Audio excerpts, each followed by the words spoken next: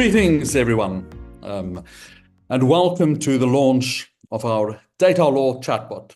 I'm Professor Donrich Thalder, and I'm Principal Investigator of the DSI Africa Law Research Group. We're a pioneering initiative dedicated to exploring the legal frameworks that underpin the use of data science in health discovery and innovation in Africa.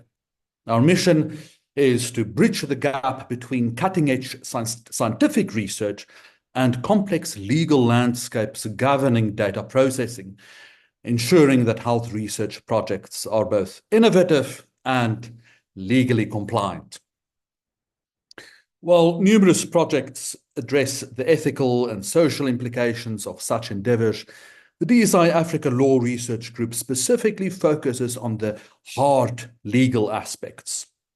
We recognize that without a thorough understanding of applicable laws, scientists risk facing significant challenges, including the potential invalidation of their research data, resource wastage, legal liabilities, and even criminal sanctions. Our project encompasses the laws of 12 African nations actively involved in international health research. To facilitate seamless health discovery and innovation through data science, we aim to provide clear, actionable legal guidance on a variety of critical themes, particularly cross-border data sharing. This is where our chatbot comes into play, offering assistance and support. With that, colleagues, I would like to hand over to my colleague Aliki Edgecombe, who leads the chatbot project. Over to you. Right. Hello, everyone. And it is a great privilege to have you all here today. It's a very exciting day for the DSI Africa Law team. We're going to be taking you through our country guides on cross-border data sharing, as well as our datalaw.bot chatbot. And we're hoping that this is going to be useful both for scientists and for ethicists, as well as lawyers, as they attempt to navigate the data sharing regulations, as well as the data protection laws of 12 African countries. These are the countries that we have in particular done research. And so before we tell you about our guides and our chatbot, we'd like to begin by introducing you to some of our partners. We have science partners both from HEAT Center and Mediva, and they're going to be just exploring a little bit more about the challenges of doing health research on the continent and how understanding the law can be really helpful, and not only helpful, but instrumental in ensuring that health research actually occurs. So I'm going to be handing over to Nick from HEAT to take us through the HEAT project and the role of laws in particular in ensuring that their project can actually happen. So I'm going to be sharing his slides with you. Nick, are you able to join us? Thanks so much, Aliki. I'm not seeing the slides yet, but as soon as they come up, we can start. Maybe I'll just introduce myself. I'm Dr. Nicholas Brink. I'm from the Wits Planetary Health Research Center. I'm working as a clinical researcher on the HEAT Center within the DSI Africa project. And we are really grateful I'm presenting today on behalf of the team with Professor Matthew Kursich, and really grateful to Professor Thalder, Aliki, and the team for inviting us to this and for always being of great assistance to our project. We specifically look at the effects of heat on pregnant women, and we're looking at that in a sub-Saharan African context. And there are three approaches that we really use within our unit. And what we're doing here is really synthesizing the evidence so that we can inform policymakers and we can inform funders on what the impacts of heat are and what they need to do about it. And so starting from the top, one of the initial approaches we used was systematic reviews. And those are relatively common in the research environment, where we look at published literature and we review work that other colleagues have published, and we try to synthesize that into a specific finding. But this has a lot of limitations and a lot of problems, especially in the sub-Saharan African context, where a lot of research is biased towards the global north. So this brings us to what we refer to as the individual patient data meta-analyses.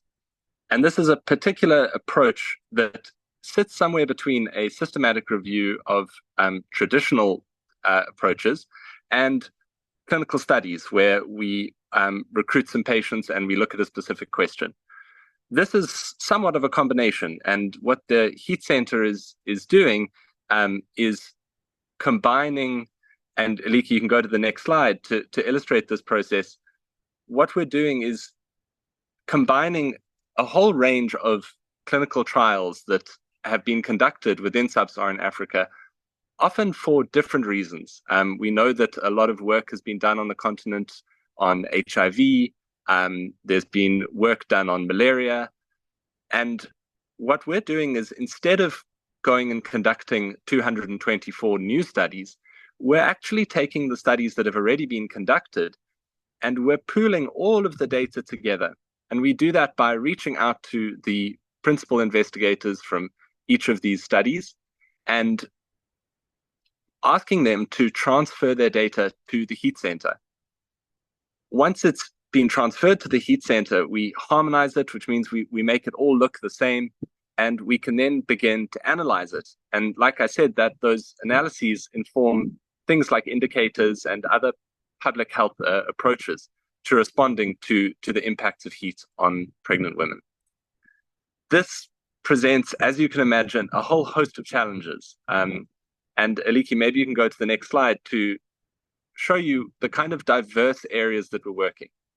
So within one of our projects, we have found 223 randomized controlled trials and cohort studies, and those have been conducted between 2012 and 2022. And you can see from this map that these studies are across 33 different countries in sub-Saharan Africa.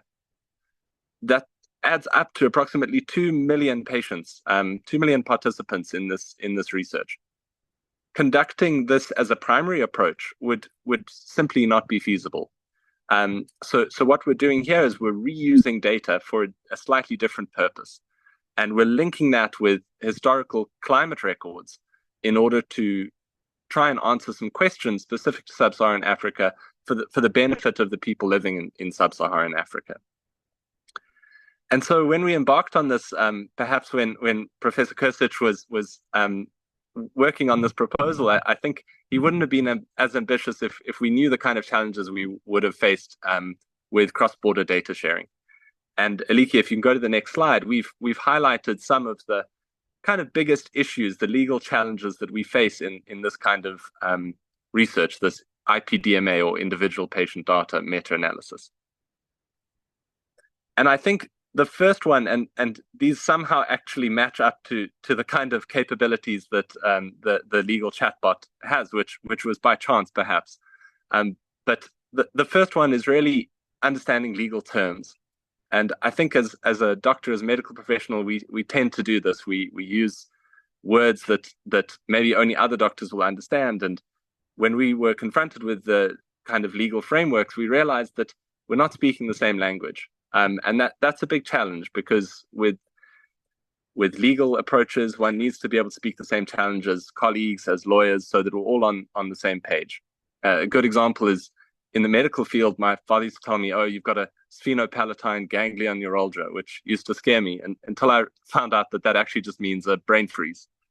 And so we're no longer scared of legal terms, because through the chatbot, through the work that we do with DSI Africa Law, we're able to understand these terms and what they mean.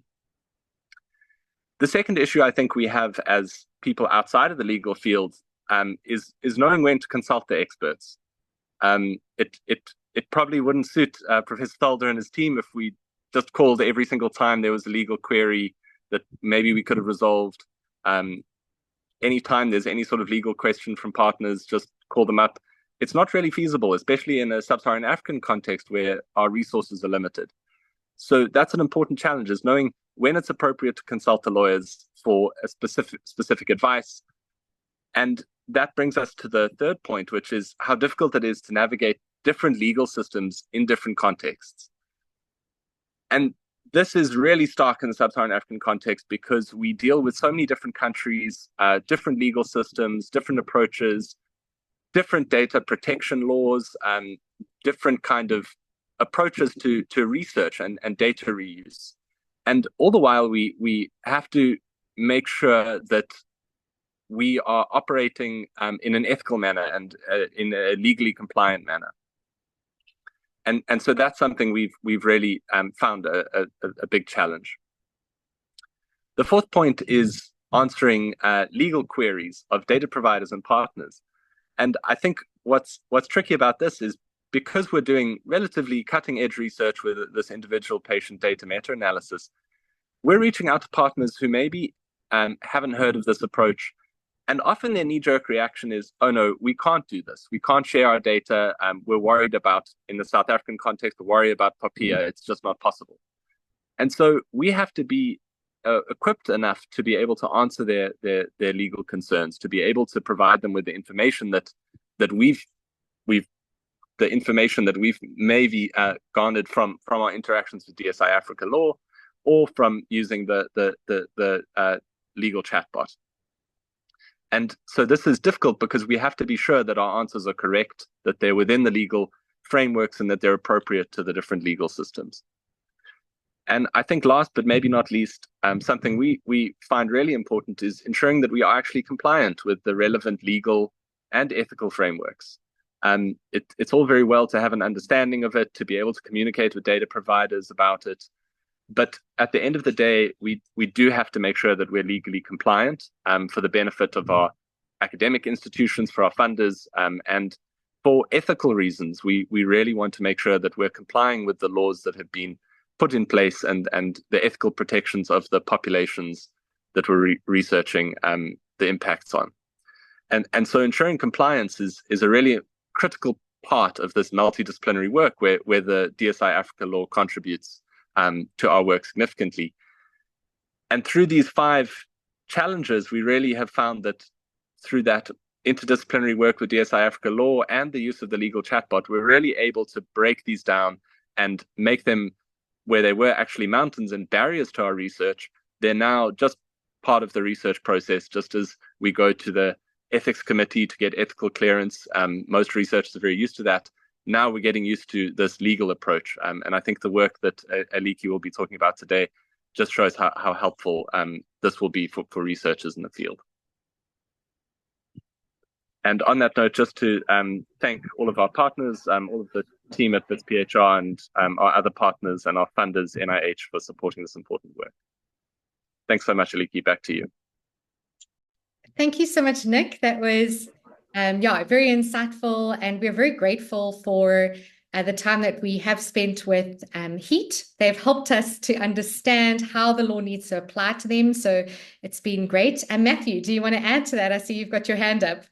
Excellent. Thanks, Aliki, and thanks everyone for having us. I just wanted to maybe make 3 quick points that I found most useful in our work with your team. That I think is that try to understand the levels of responsibility.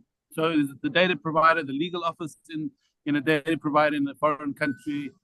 Is it the university, the principal investigator, or the overall legal authority? And then the same in us as the receiving country. Is it my responsibility, the ethics department, the legal department of my university, or the country's overall POPIA, whatever?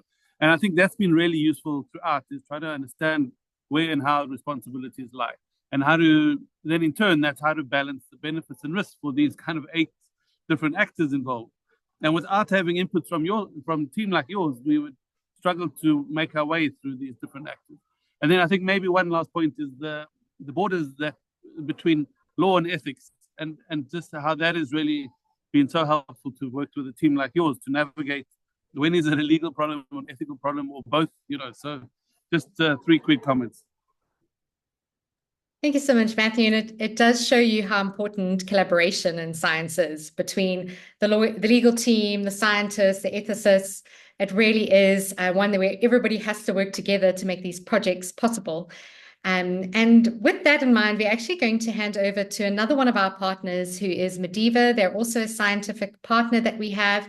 And this time we're going to hear from Helen Robinson, who is in the field of ethics, and just to understand the differences actually between law and ethics, as Matthew has raised, and the importance of having legal clarity even for an ethicist. So Helen, you're very, very welcome to share your screen with us. I know that you've prepared a little presentation, so thank you. Thanks very much, Aliki. I'll just get the slides up. Hello, as Aliki has said, my name is Helen Robertson. I'm from Mediva, and I'm normally at WITS, and I'm working in philosophy and ethics. So I'm working on the ethics side of the Mediva project, but I'll explain a little bit more now about the project and about our work, and then also about legal guidance from an ethicist or an LC perspective. All right, so just before I begin, just to say thank you to Aliki and the team, and to Prof. Thalda for inviting us, for inviting Mediva to talk, and so on behalf of Mediva, thanks for having us at your launch. Okay, so I'll begin just with a sort of brief introduction to the project. So first, the project is led by Scott Hazelhurst, Stephen Tolman, Michelle Ramsey, and Catherine Chobutungi. And what it aims to address is the problem of multimorbidity in Africa. Okay, so multimorbidity is the condition of an individual having more than one co-occurring chronic disease. And so this could be, for example, diabetes, HIV, or hypertension. And very often within an African context, and elsewhere as well, but particularly within an African context, a lot of the health research and systems are developed with a focus on acute and infectious diseases. So they're focused on sort of treating acute, not chronic diseases, and treating these sort of one at a time. While really multimorbidity, this condition of having more than one chronic disease, is a significant health problem within Africa. And so the Mediva project is looking at addressing this problem by investigating and developing data science solutions in response to it. So I'll mention briefly two of the main projects, although there are other parts to Mediva and other things going on, but just the sort of two main projects that are underway. So firstly, Project One. So Project One aims to integrate detailed health data from a population in rural South Africa and in urban Nairobi into a single data set, and then to do a kind of initial exploration and visualization of the data to see sort of what potential it has in terms of health information and further sort of discoveries on the basis of the data. Then secondly, Project Two uses this integrated data from Project One in the building of models for multimorbidity related predictions. So one of the intended outcomes of Project Two is to stratify the populations in terms of various features of interest. So for example, susceptibility of a second or third chronic disease. And that's what Project Two is really focused on, is building the models that use this integrated data set. All right, and then finally, just to describe quite briefly some of the data that's being used. So as mentioned, there are two primary data sets. One of these is from a rural population in Bushbuck Ridge in South Africa. And the other one is from an urban low-income population in Nairobi, Kenya. And so both of these are longitudinal data sets, they're individual level data sets, and they're sort of very rich data sets. They include demographic data, clinical treatment data, some image data, and for some sort of small number of individuals, also genetic data. And for both of these data sets, their collection is ongoing. So there's sort of ever increasing data sets, data that is being integrated into the project. All right, so then just to go on to the LC side of Mediva, which is what I'm involved in. So we're fortunate to have both members on the team who have an expertise in law and then also in ethics. So on the law side, Prof. Victoria Bronstein is on our team, and Daphine Nyachowe, I think she's joined us today, I think I saw her.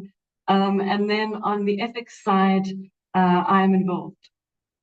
And so in terms of our role within Mediva, so some things about Mediva that mean that the ethical and legal side is significant. I suppose this might already be apparent given what I've described about the project, but just to point some of these out. So there are, of course, sort of very rich data sets that we're working with, but they're also very sensitive data sets. So, for example, for many individuals, they include a range of sensitive features such as HIV status.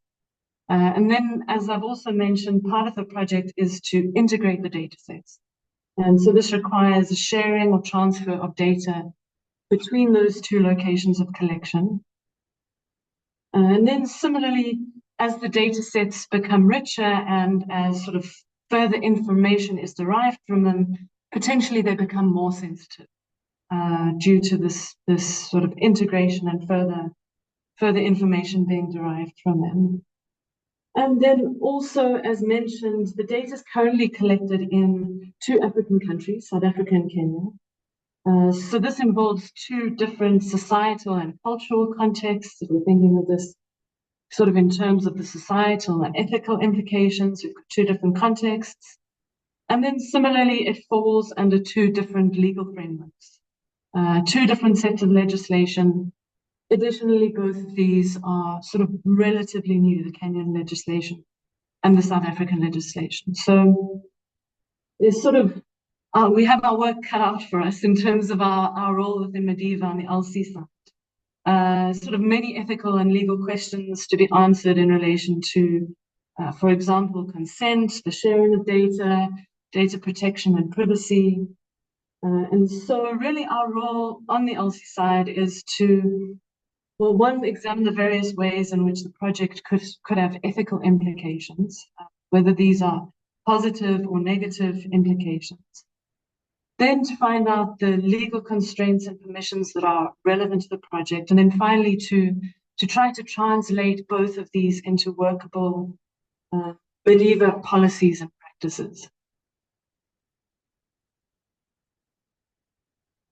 All right, so then to turn to really the topic of today. So what is being launched today are the 2 new tools for health researchers produced by DSI Africa Law, the country guides and the chatbot. So we've heard some of the ways in which the tools are useful from the scientific perspective. So Nick has taken us through some of those. And what I want to discuss briefly is how the tools and how the legal guidance gained from the tools can be helpful from an LC perspective. All right, so more specifically, what I'll focus on sort of very briefly is just to discuss the usefulness of the tools from the perspective of ethics, so from the perspective of an ethicist. And I'll mention very briefly at the end some usefulness from a legal perspective. All right, so as I mentioned, we're fortunate to have both those within law and within ethics working on the team. And this is worth noting because while ethics and the law often have a common subject matter, so both ethics and the law focus a lot of the time on the same real world situations and interactions, conflicts between people, they are distinct. So expertise in the one doesn't imply expertise in the other. So as an ethicist, for example, I might be trying to work out what the various ethical implications are of sharing data of a certain type within a project or with collaborators external to a project or of making that data publicly available. But additionally, I need to consider the concrete rules about this that have already been put into legislation. So unless sort of one is an expert in a given area of the law, this can be challenging in at least 2 ways. And I think Nick has outlined certainly some further ways in which this can be challenging. That firstly, one of these is identifying the law that is relevant. So for any given country, we've sort of got vast amounts of legislation, both old and new. And from all of this legislation, to try to identify which of that is relevant to what one is doing, to the health research that is underway, that can really be difficult and time consuming. And sometimes this legislation can be hidden, or it can be kind of small parts of some bit of legislation that wouldn't be obvious when one is looking for it. So that's one way I think in which this sort of legal guidance is helpful, and one of the challenges presented to an ethicist in terms of this sort of research. And then secondly, and I suppose this is to put it quite broadly, but secondly, it is then interpreting that law. So anyone who has read over sort of any bits of legislation is probably going to agree that navigating the sections and subsections, and as Nick mentioned, the technical terminology, the exclusions and so on, is very difficult.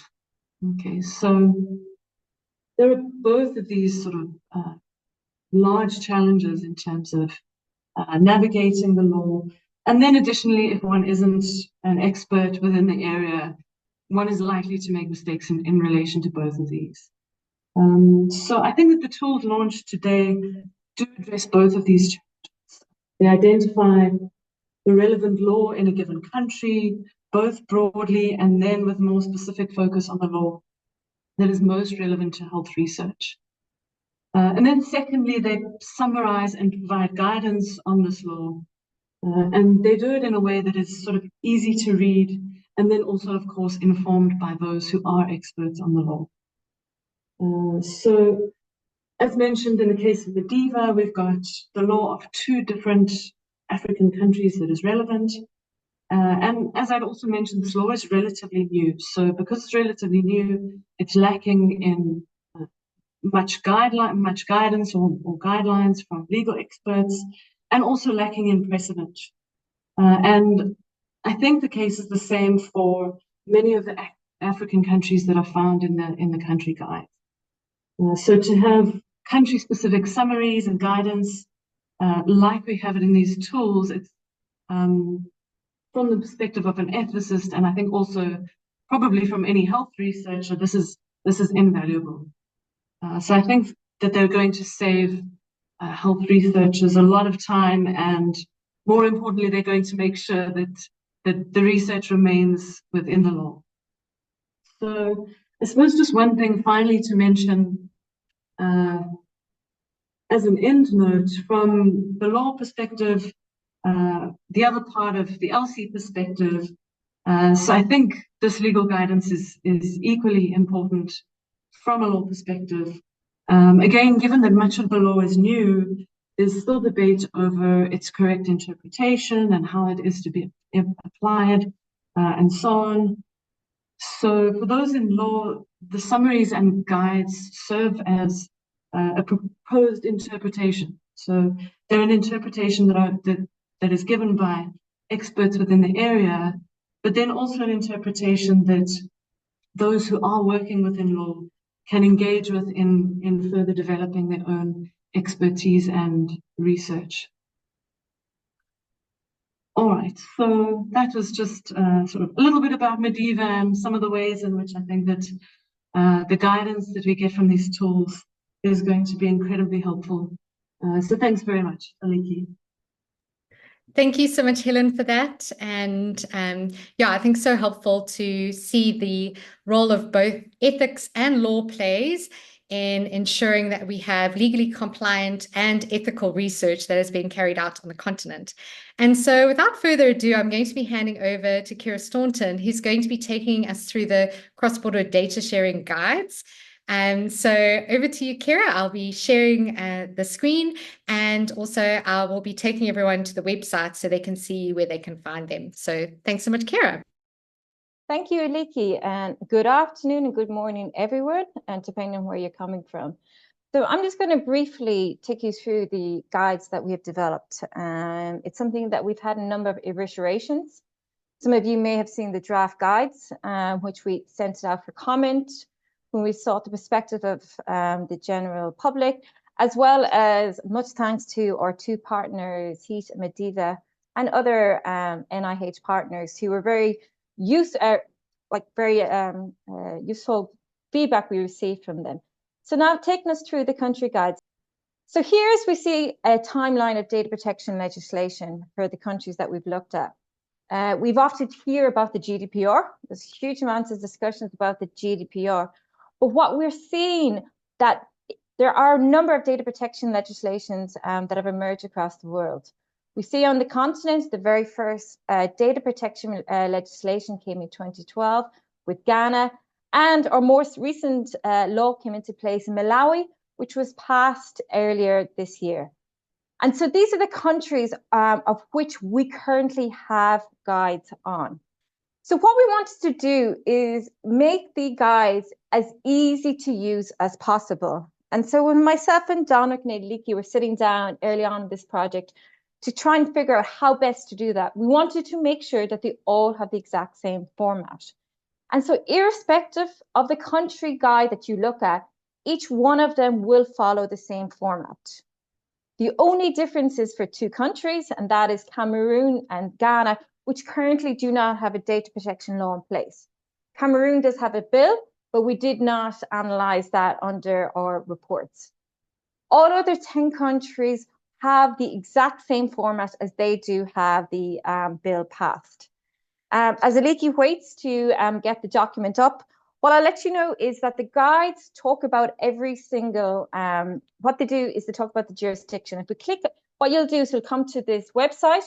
I think Aliki will share this in the chat later on. And then what you'll do is you'll click on the countries and you will see the countries which we have analyzed. So I think just to show you and give you an example, let's look at South Africa. So you'll open it up, South Africa, or Malawi, or Nigeria, or Rwanda will have this introductory text. And what it'll do is that it'll explain to you what is the purpose of this guide, what it is that we are trying to do. And when you come down to page 2, what you will see is that what we do as an introductory is that we understand that data protection regulations, and you can just hold on one moment here, Leakey, thank you. Data protection laws do not occur in isolation. Data protection regulations are critically important to follow when we are transferring data across borders. But there are in every single country a lot of other guidelines, policies, regulations, and so forth that are already in place that must be followed in addition to the data protection law in place. Now, the purpose of this part of the project is to give clarity on the data protection, but to enable you to fully understand the legal and ethical implications of the transfer of personal data across borders. For each country, we have listed, such as here in South Africa, the other relevant guidelines, agreements, policies, and so forth that are also useful and important for you to be aware of when considering what are the legal and ethical requirements when transferring data across border. Now, as we scroll down to the next page, what we do is we give an overview of each piece of legislation. We start off by defining the main actors in that piece of legislation. Now, because while the focus is on enabling you to better understand the rules and legal implications coming from data protection regulations in cross-border data protection, we also want to contextualize this a little bit and give you more information on what are the other requirements that must be met in that particular piece of law. So here we have the main actors defined in that particular act. In this context, it is PAPIA. We give a legal definition, and then we give a layman explanation. For example, responsible party, we give the legal definition, but we will tell you that this is the person to decide how the data will be used for research, and that in this context, legal responsibility falls on the PI and the research institute.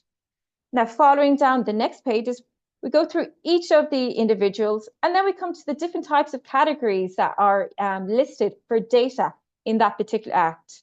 For PAPIA, we have personal information, we have sensitive personal information, we have biometric information, and so forth. Again, what we do is we give the legal definition as it is stated in the act, but I give a more layman's definition to enable you to understand what that will mean in your particular context. And scrolling down, we also have some discussion on pseudonymization. And we do note that currently in many jurisdictions, and indeed all of them in the African context, there is really no test for anonymization. But what we do is we give you some practical guidance on whether or not to help you navigate and decide whether or not the data that you hold is truly anonymous as per the law. Because if it's truly anonymous, then this piece of legislation will not apply. Now, scrolling down, we then come to talk about the key principles that must be met in each LAC. For PAPIA, it's purpose specification, processing limitation, informational quality, and so forth. So what we do is we explain to you what that actually means to help you enable to understand the principles that you must meet when you are using personal information. And finally, before we get on to the issues on cross-border data protection, we tell you the rights that each data subject, and by data subject we mean research participant, has under that particular data protection law.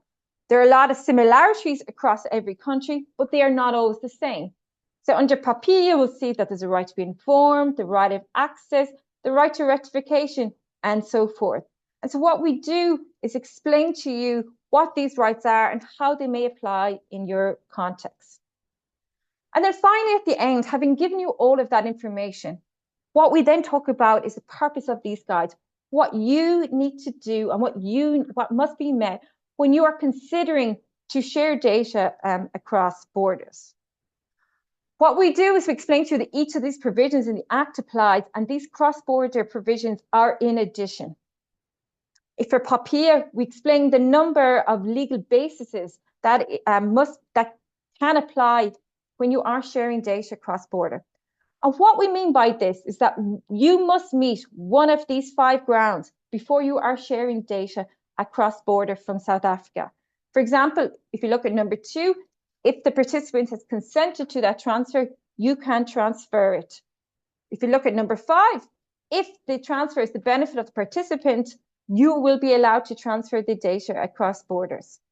So what this does is each guide gives you an understanding of the legal rules as applied to data protection. What we have not done in this guide is do a comparative analysis. But the good news is that this is coming very, very shortly. Following the completion of these reports, the team got together and we did a comprehensive analysis of all 12 jurisdictions together. And what we have done is analyze the similarities and differences in the grounds which you may want to use when you are transferring data across borders. And the similarity is that they're all completely different, which does unfortunately make it more complex when you are involved in multi-site and multi-jurisdictional projects. But in this paper, we'll offer some recommendations to you all, which can be, you may want to follow when considering these. We've just received this week very positive feedback from the reviewers. So we'd anticipate that this will be published in the coming weeks. And you may also use this as a point of reference when you are thinking about and navigating cross-border data sharing in this space. And for that, I'll hand it over to you again, Aliki. Thanks so much, Kira. That was very helpful. And it's probably the perfect time to introduce you now to the bot. As Kira has already mentioned, the real difficulty is trying to navigate multiple countries at the same time. So the purpose of designing the bot was actually to enable you to do that. So I'm going to be taking you to the website and living life on the edge, doing the technology live. I was warned that this was a very risky business, but luckily I like risk. And so I'm going to be sharing with you. And also, we're very happy to have Josh Stapleton also on the line with us today. He did the AI component, so he developed the bot, and we did the training of it. So we're going to be telling you a little bit about that. But while I get us up and running, maybe Josh, you'd like to introduce yourself very quickly. Sure. Thanks, Aliki, and hi, everyone. So just a quick background on me. I'm an AI engineer and consultant. I've worked as the technical lead for this particular project. I'm currently studying my master's in machine learning and data science through Imperial College in London. And my professional working background is in the defense and healthcare sectors. I pivoted more strictly into generative AI, I would say, in about 2022, after playing around with early versions of these large language models and really just being blown away and seeing how this is the future. Yeah, I've spent approximately the last year working with the awesome team at UKZN and can't wait to show you what we've put together. Yeah, we're very grateful for Josh's technical expertise. And so what I'm going to show you is the bot. It is on our website, so very accessible. Our website is datalaw.africa, and anywhere it's at the top of the on the bar at the top, so you'll be able to find it and you'll see datalaw.bot. You can actually go straight to it as well. So this is our little bot at datalaw.bot. And what we did is we've trained it both on the guides that Kira has told you about. So these specifically deal with the cross-border data sharing issue, because that is such an important issue for scientists. So we've done specific training in that area, as well as the legislation more generally. So you're able to actually both look at the legislation of a particular country. Here it's set on South Africa, but you can pick any one of the 12 African countries, as well as all of the above. And that's particularly useful for those of you who are doing research across multiple African countries. The reason to keep the drop-down menu is to make it a little bit more specific for you, so that if you're just wanting to deal with South Africa, then all the questions that you give this will be able to respond to that particular context. Okay, let's go.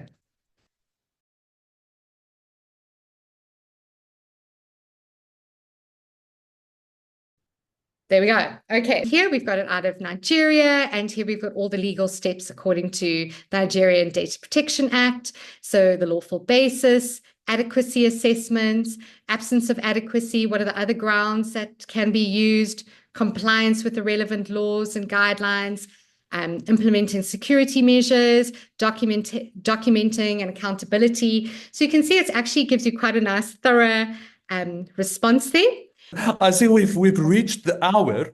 So at this stage, I think it might be an opportune time to just say a few thank yous and also to conclude the formal part of this presentation, because I know that some of our DSI colleagues need to proceed to another meeting, but we will stay on for informal discussions and further questions with any of our colleagues, any of the participants who would like to ask more questions and so on.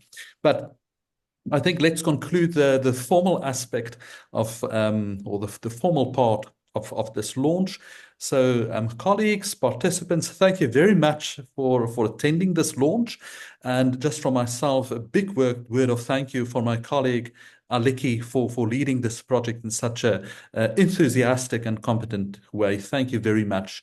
Also for our collaborators at Heat and Madiba, thank you very much. It was always great to work with you. And of course, lastly, for our funder, for the NIH, we are really grateful that you've provided us with the resources to do this pioneering work. Colleagues, thank you very much. And I hope that you've got a very good and productive day further.